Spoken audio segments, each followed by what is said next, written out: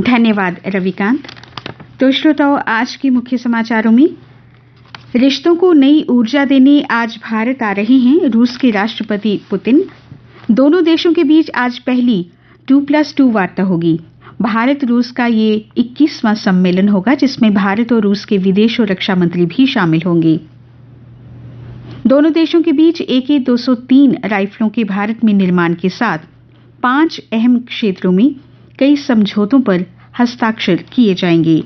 Putin ने कहा, बहुपक्षीय विश्व के प्रामाणिक केंद्रों में से एक है भारत। दोनों देशों के लिए लाभदायक है ये साझेदारी। मोदी पुतिन की इस बैठक पर टिकी हैं दुनिया की निगाहें। S-400 सौदे पर आगे बढ़ने के साथ कई नए रक्षा सौदों पर भी लगेगी मुहर।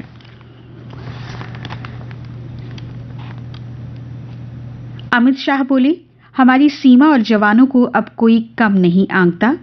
गृह मंत्री बोले, 2019 में पुलवामा और 2016 में उरी हमलों के बाद हमने जो कार्रवाइयां की, पूरी दुनिया ने उन्हें सराहा। गृह मंत्री अमित शाह ने 57वें सीमा सुरक्षा बल दिवस पर जैसलमेर में रविवार को ये बात कही। उन्होंने BSF का महत्व बताते हुए कहा, सीमा की सुरक्षा देश की सुरक्षा के बराबर है। गृह मंत्री ने 1971 में लोंगेवाला में हुए भारत पाकिस्तान के ऐतिहासिक युद्ध के सैनिक भैरों सिंह राठौर से भी मुलाकात की। शाह ने बताया, सीमा सुरक्षा के लिए मजबूत बुनियादी ढांचा जरूरी है और इसे समझते हुए सरकार ने सीमा पर सड़क निर्माण के लिए 2014 से 2020 में बजट को बढ़ाकर 44,600 करोड़ रुपए किया है। जल्द खत्म हो सकता है किसान आंदोलन, केस वापसी और MSP पर सहमति संभव। गृह मंत्री अमित शाह और किसान संगठनों में पर्दे के पीछे कई दौर की वार्ता। सरकार राजी, परंतु मुआवजा देने के लिए फार्मूले पर फिलहाल मंथन जारी है।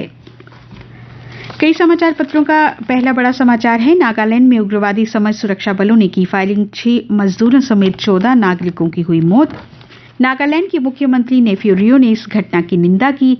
मामले की स्पेशल इन्वेस्टिगेशन टीम से उच्च स्तरीय जांच कराई जाएगी और कानून के अनुसार न्याय किया जाएगा।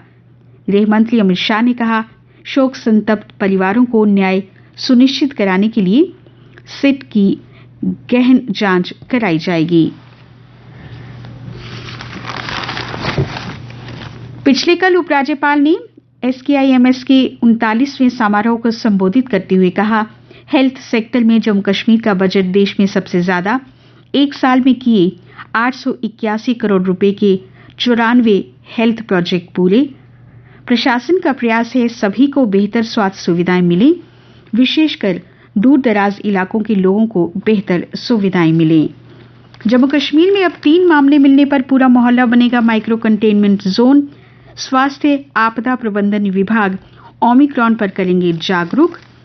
विदेशों से लौट रहे यात्रियों को RT-PCR टेस्ट होगा अनिवार्य।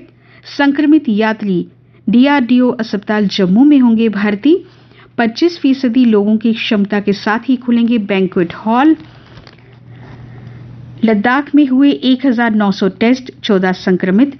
प्रदेश में 24 घंटों में 52,000 के टेस्ट, 161 संक्रमित और 2 की हुई मौत। कोरोना के नए वेरिएंट के खतरे को देखते हुए जम्मू कश्मीर सरकार ने पूरी क्षमता के साथ जांच करने के निर्देश दिए हैं। सभी जिलों के डिप्टी कमिश्नर्स को आदेश, RT-PCR और रैपिड टेस्ट की पूरी क्षमता का किया जाए प्रयोग और सुनिश्चित किया जाए कि कोरोना वैक्सीन की दूसरी डोज को लक्ष्य को 1 सप्ताह में पूरा किया जाए। प्रशासन हुआ सख्त, विदेशी यात्रा छुपाने पर 20,000 रुपए का जुर्माना लगाया जाएगा। कुछ अन्य समाचार। भारत में एक दिन में ओमिक्रॉन के 18 मामले सामने आए। राजस्थान में एक ही परिवार के 9 सदस्य संक्रमित पाए गए। महाराष्ट्र में 8 और दिल्ली में 1 केस मिला है। कार्यपालिका को जवाबदेह बनाए लोक लेखा समिति। शताब्दी समारोह में बोले लोकसभा स्पीकर ओम बिरला। 3 करोड़ से अधिक करदाताओं ने भरे रिटर्न, कहा वित्त मंत्रालय ने। 52% ने ऑनलाइन पोर्टल से भरा। 31 दिसंबर है अंतिम तिथि। राज्यसभा का 52% समय हंगामे की भेंट चढ़ा। दिल्ली एनसीआर की हवा में हुआ सुधार। 8 दिसंबर से तेज हवा चलने के कारण प्रदूषण स्तर में आएगी और गिरावट। परिवार की सदस्य है बहू, बेटी से ज्यादा है अधिकार, कहा इलाहाबाद हाईकोर्ट ने। तबादले के लिए मंत्री या सांसदों से सिफारिश करवाई तो होगी सख्त कार्रवाई, सेक्शन अधिकारियों को केंद्र सरकार ने दी चेतावनी। इधर प्रदेश में जनजातीय गांव का 80 करोड़ से होगा सुधार, अधिकारियों को समय पर काम पूरा करने के निर्देश। कश्मीर तक सीधी ट्रेन के लिए एक और कदम, बनकोट रेल टनल हुई तैयार। जम्मू कश्मीर में स्वास्थ्य ढांचे पर 7,177 करोड़ किए जा रहे खर्च, एलजी मनोज सिन्हा ने कहा, और ओमिक्रॉन से सचेत रहने की दी हिदायत। शेड्यूल्ड ट्राइब छात्रों के वजीफे के लिए रिकॉर्ड 8,190 आवेदन मिले, 30 करोड़ रुपए का है बजट। जम्मू रेलवे ने किया प्रस्ताव, सांभा, हीरानगर और कठुआ स्टेशनों पर फिर से बने स्टॉप। कोरोना के कारण बंद है ये सुविधा। जम्मू विश्वविद्यालय के पीजी कोर्स में दाखिले की पहली मेरिट सूची कल होगी जारी। 2,500 सीटों के लिए 9,000 विद्यार्थियों ने किया है आवेदन। दाखिला प्रक्रिया पूरी कर 20 तक कक्षाएं शुरू करने की तैयारी है।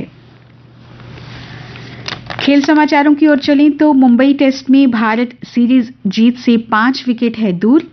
540 के लक्ष्य के आगे लड़खड़ाया न्यूजीलैंड। अश्विन ने दूसरी पारी में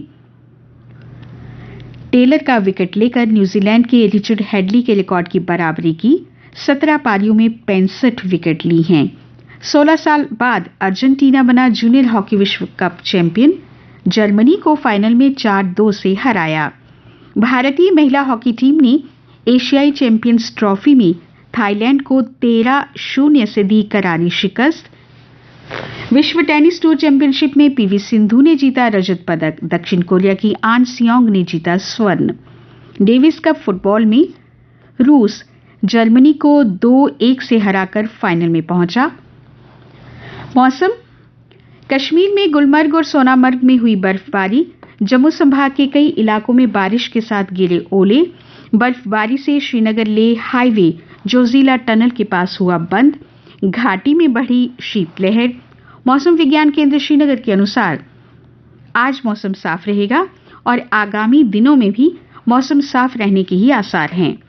तापमान कल का अधिकतम रहा 21.5 डिग्री सेल्सियस, न्यूनतम 13.6 डिग्री सेल्सियस। आज सूर्यास्त शाम 5:26 पर और कल सूर्योदय होगा 7:20 पर।